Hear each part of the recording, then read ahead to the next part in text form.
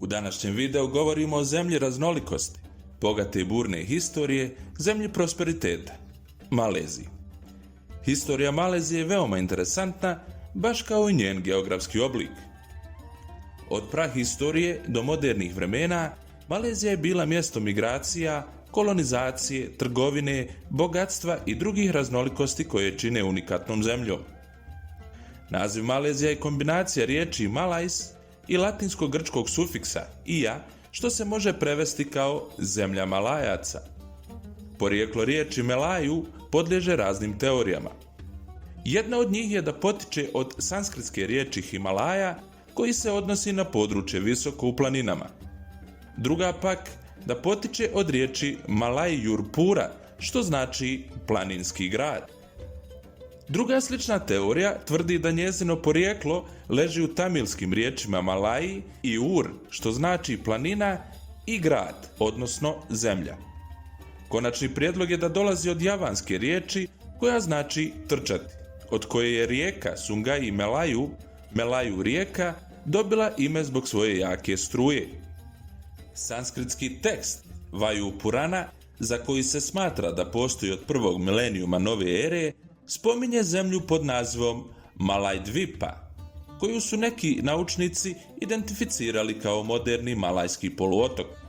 Malezija se nalazi odmah iznad ekvatora i čine je dvije površinske mase međusobno odvojene Južnim Kineskim morem.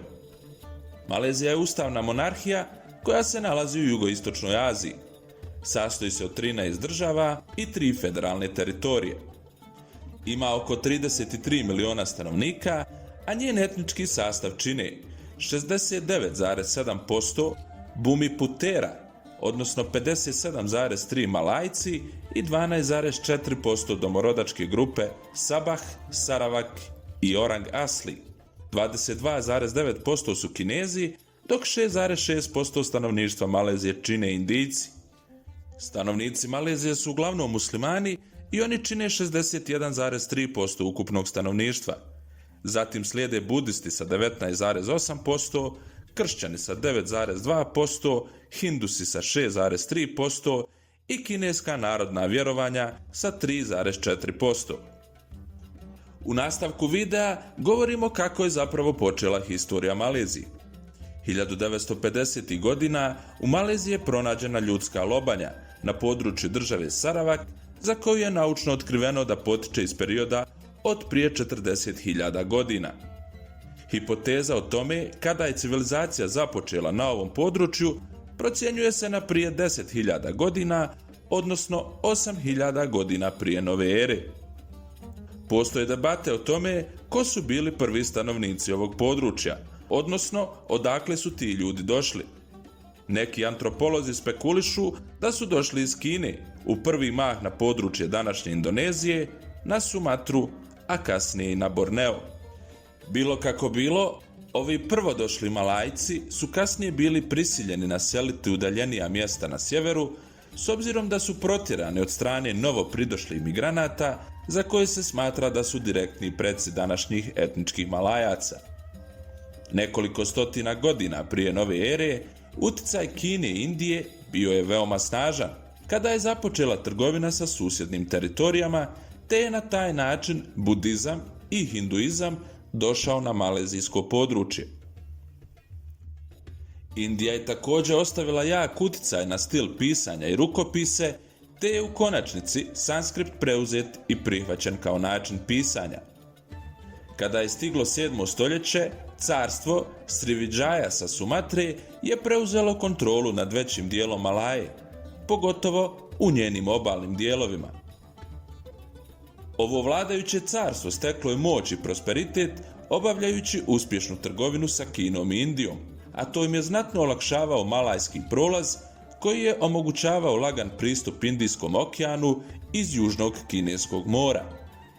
Carstvo Srividžaja je bilo na vrhuncu i održavalo svoj status sve do 11. stoljeća, kada je njena moć počela da opada, a do 13. stoljeća carstvo je izgubilo vlast na gotovo cijelim područjem, te je bilo zamijenjeno novom vrstom monarhije, odnosno carstvo Malaka.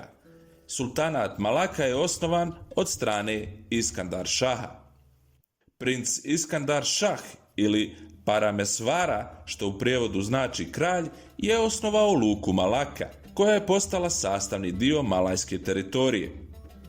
U tom momentu trgovina između Malake, Kineza, Indijaca i Arapa je nastavila da raste, te se na taj način i islam počeo znatno širiti na tom području. Historičari dolaze u sukob mišljenja oko toga da li je tokom ovog perioda Iskandar Šah prešao na islam ili ne. Bilo kako bilo, mnogi ljudi su počeli da prihvataju islam, a vladari su nastavili da dominiraju trgovinom na Malajskom poluotoku, te je trgovina sa Kinom i Indijom preko mora i okeana cvjetala. U tom periodu malajski je postao službeni jezik područja. U 16. stoljeću vladajuće sile ovog regiona su se suočile sa određenim izazovima, jer su Malaka i njeno okruženje postali predmeti interesa Portugalaca. Zaintrigirani trgovinskom moći i uspjehom ovog područja, Portugalci su na čelu sa Alfonsom de Albuquerqueom uspješno zauzeli Malaku 1511. godine. Albuquerque je rekao svojim ljudima da Portugal želi zauzeti Malaku zbog situacije koja je omogućila muslimanima da trguju sa drugim nacijama, a što su Portugalci željeli okončati, tvrdeći da će na taj način služiti Bogu.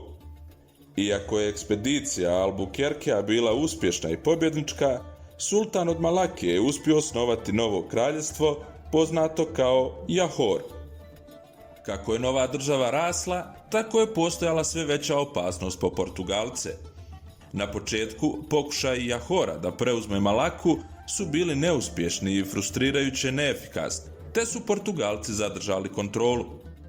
Tek po dolasku Nizozemaca koji su pokazali interes za Malaku, sreća se okrenula na stranu Johora. Sredinom 17. stoljeća, nakon krvavih borbi te neuspješnih pokušaja preuzmanja Malake 1606. i 1608. godine, Nizozemci, odnosno Dutch East India Company, zajedno sa sultanatom Johor, su napokon uspjeli protjerati Portugalci. Dvije strane su sklopile dogovor da će Nizozemci imati potpuni autoritet nad Malakom, ali da neće dirati niti pokušati zauzeti ostale malajske sultanate.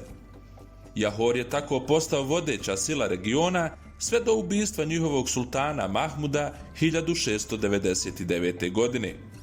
Poslije toga, vodstvo, a i sam sultanat Johor je slabio, a na posljedku će biti zasjenjen pojavom nove sile na njihovim granicama, Bugisa. Na početku nikakvi značajniji problemi se nisu pojavili sve do 1777. godine, kada je čovjek po imenu Raža Kesil, podržan od strane Bugisa, nastojao da preuzme vlast od Johora pod tvrdnjom da je on sin ubijenog sultana Mahmuda.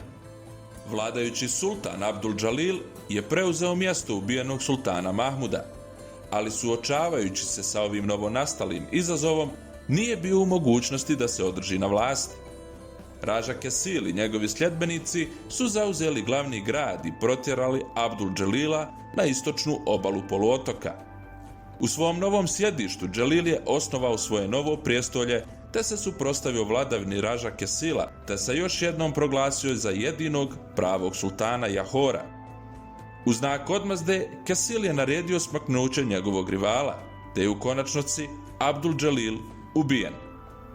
Kesilova pobjeda nije bila toliko slatka koliko je on mislio da će biti, jer ubrzo nakon ubistva njegovog protivnika Bugisi su se okrenuli protiv vladajućeg sultana te su u potpunom preokretu na vlast postavili sina ubijenog sultana Abdul Džalila, zbacujući Kesila sa vlasti i na taj način su osigurali dominaciju Bugisa u Johoru.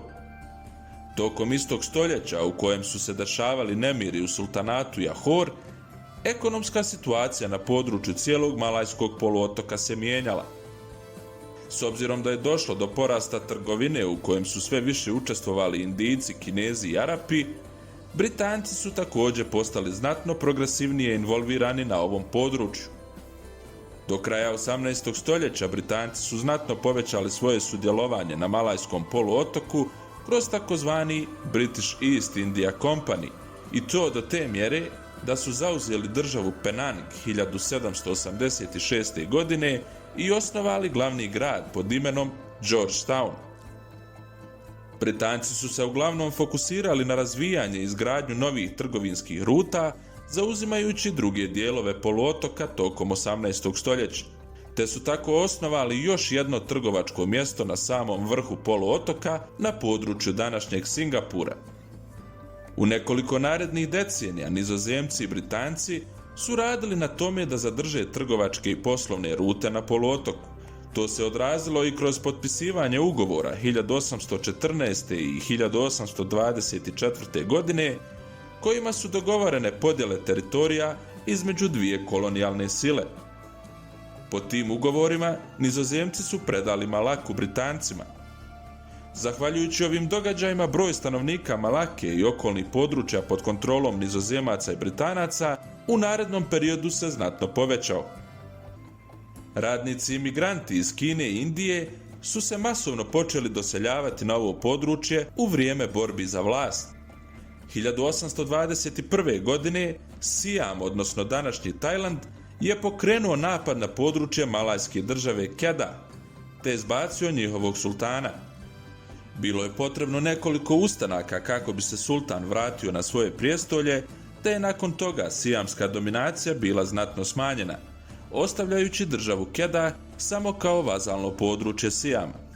U međuvremenu su Britanci preuzeli kontrolu nad Saravakom 1841. godine.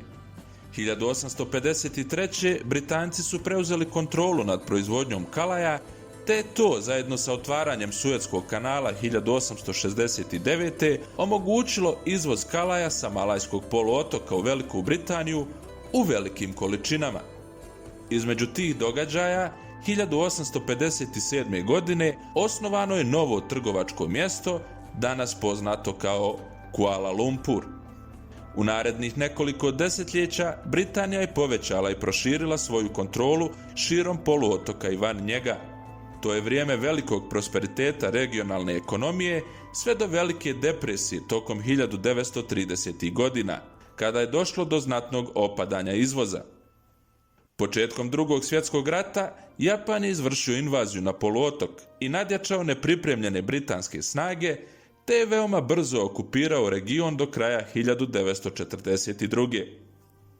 Tenzije između Malajaca, Indijaca i Kineza su bile sve veće tokom japanske okupacije, koje su trajale sve do 1945. godine, kada su Britanci ponovo preuzeli kontrolu u Malaji. Do 1946. godine pokreti nacionalista kao što su Ujedinjena Malajska nacionalna organizacija narasli su dovoljno da potaknu osnivanje Federacije Malaje, odnosno stvaranje jedinstva nekadašnjih država koje su bile pod britanskom kontrolom. To je dovelo do dobijanja nezavisnosti od Britanije 1957. godine. 6 godina kasnije, 1963. britanske kolonije Saravak, Singapur i Sjeverni Borneo su odlučile da se pridruže federaciji, formirajući tako novu naciju poznatu kao Malezija. Iako je Singapur u početku bio dio ove koalicije, iz iste je izbačen 1965. godine zbog političkog neslaganja sa Unijom.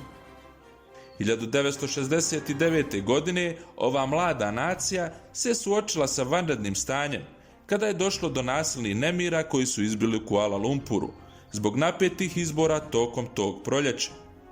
Simpatizeri pobjedničke stranke su se tokom proslave sukobili sa pristalicama poražene stranke koji su protestovali. U okršajima je poginulo 168 ljudi, što je u konačnici dovelo do raspuštanja parlamenta. 1971. godine parlament je ponovno uspostavljen i počeo sa radom, a Malezija je uspostavila novu ekonomsku politiku koja je omogućila naciji da procvjeta. Ekonomija Malezije bilježi rast svake godine za nevjerovatnih 8%. Jedan od najzaslužnijih ljudi za razvoj malezijske države, privredno i socijalno, jeste dr. Mahathir Mohamed, malezijski političar koji je od 1981. godine do 2003. bio premijer Malezije. S vremenom, Malezija je postala uspješna i razvijena industrijska zemlja, koja i danas uživa u svom napretku i razvitku.